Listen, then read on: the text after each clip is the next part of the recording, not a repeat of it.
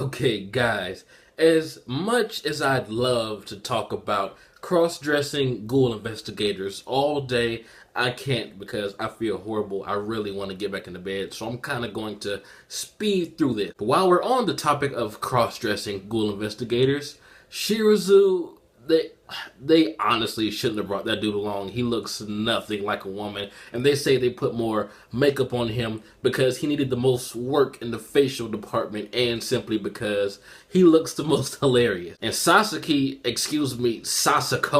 looks amazing. I mean, Sasako's hot.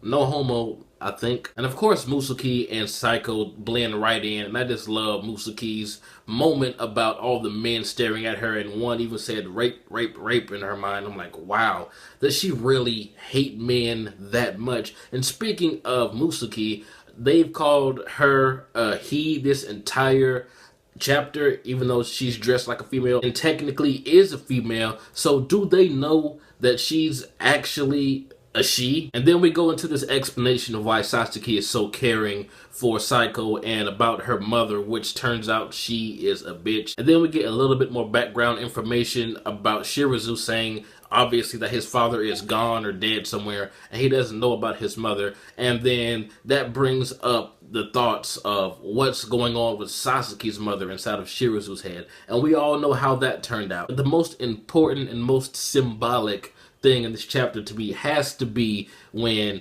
Shirazu asked Sasaki if he were to ever remember who he was or remember where he came from, would he stop being a ghoul investigator? And he says no, he would not stop. And I was expecting him to touch his chin to indicate that he was lying, like kind of subconsciously lying, like the Kaneki inside of him was lying, just like whenever he was talking to Arima. But that didn't happen, so that has me very curious what's going to happen when he actually does get his memories back. And sometime he says, what if I die?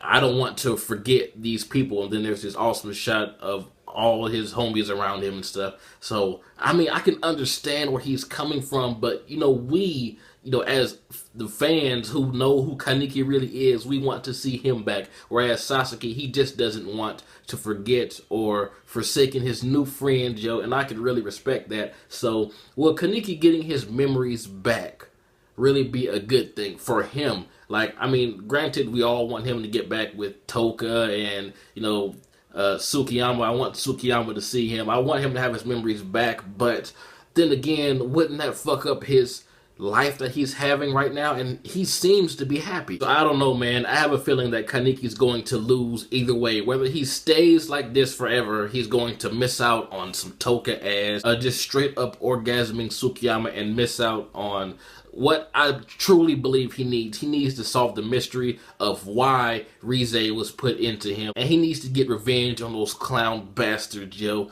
But then on the other hand, he's perfectly happy. He's relatively more safe living like this than actually being a ghoul, being on the hunted side instead of being the hunter. So, I mean, he will eventually have to hunt his old friends, which is what I am afraid of the most.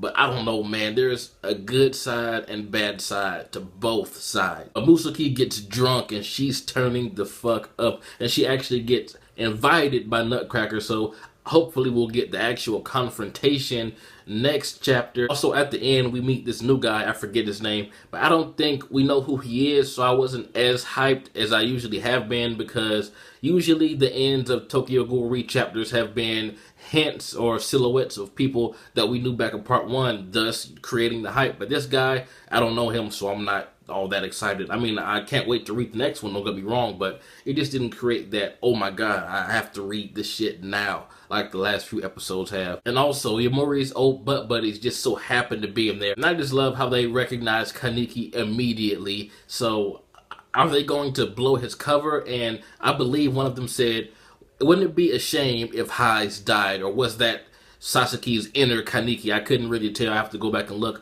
But if one of Yamori's butt buddies said that, then I can totally see them trying to jog his memories, and then that bring out the Kaneki that we all know and love. But personally, I would want him to be brought back out by Toka, maybe Hide, if Hide ever pops up, if he's not even dead, or maybe Amon, I'm not sure. But by those guys, those I don't know. I don't know how I would feel about that. But tell me what you guys thought about this chapter. What do you think is going to happen next? And I want to see Juzo, man. I want to see him reunite with Big Madam. I want to see that fight because he probably is going to tear her up. But anyway, this has been jbDAuchiha. Like, comment, subscribe, and I'm out.